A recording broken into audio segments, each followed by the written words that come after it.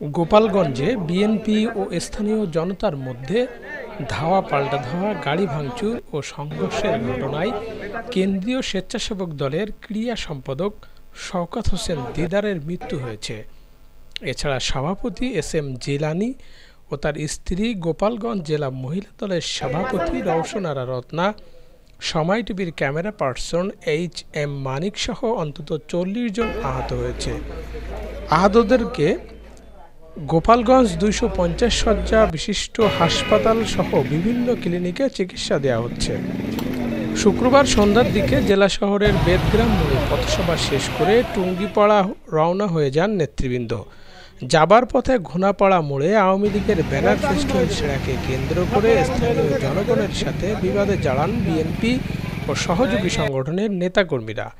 এক পর্যায়ে উভয় গ্রুপের মধ্যে ধাওয়া পাল্টা ধাওয়া ও সংঘর্ষের ঘটনা ঘটে। এ সময় বেশ কয়েকটি গাড়ি ও দোকানপাট ভাঙচুরের ঘটনাও ঘটে।